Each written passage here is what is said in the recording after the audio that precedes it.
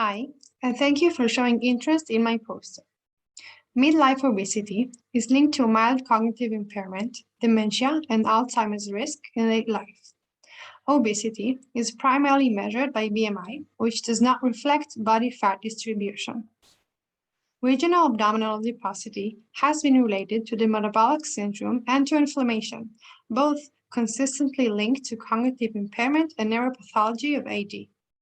Our goal is to understand whether regional abdominal fat depots is associated with neuropathology that leads to cognitive decline, and to understand if adiposity-related factors are mediating these associations.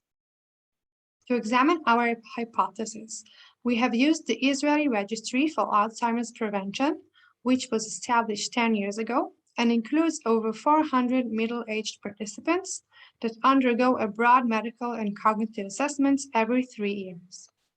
Newly collected data is an abdominal M-Dixon MRI, which enables the quantification of pancreatic, hepatic, visceral, and subcutaneous fats.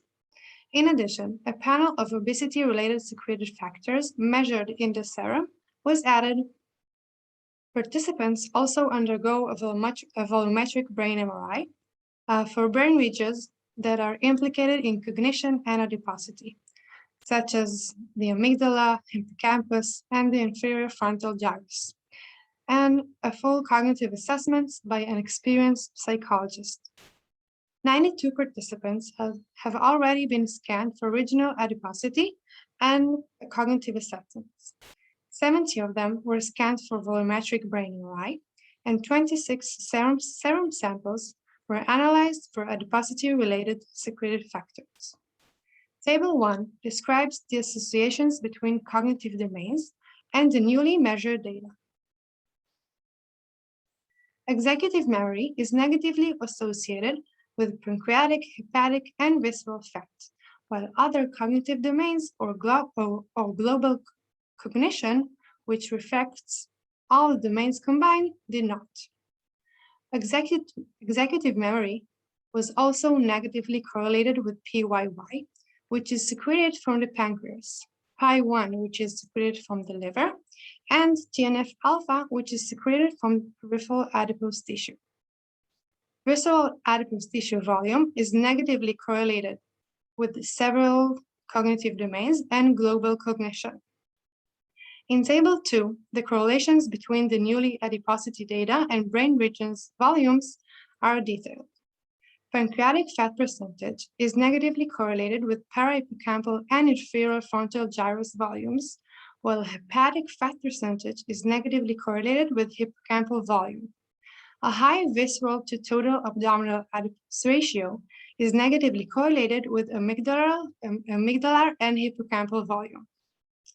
Pancreatic polypeptide serum levels is negatively correlated with parahippocampal and inferior frontal gyrus volumes, while PI1 with parahippocampal volume.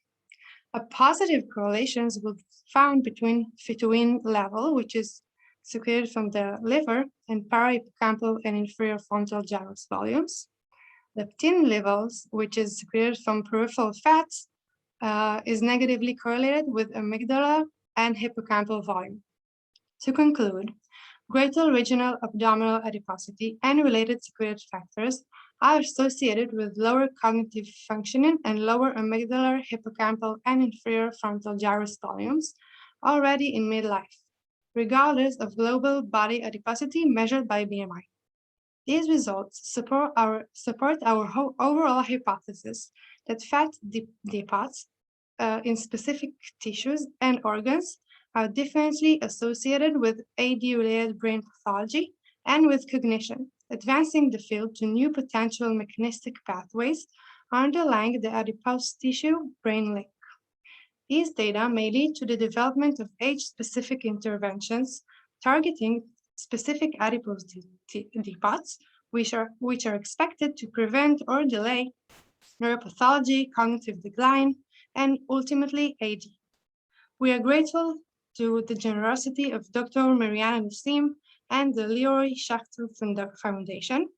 We would like to thank the participants in this study for their contribution. Thank you for listening, and please contact me if you have questions.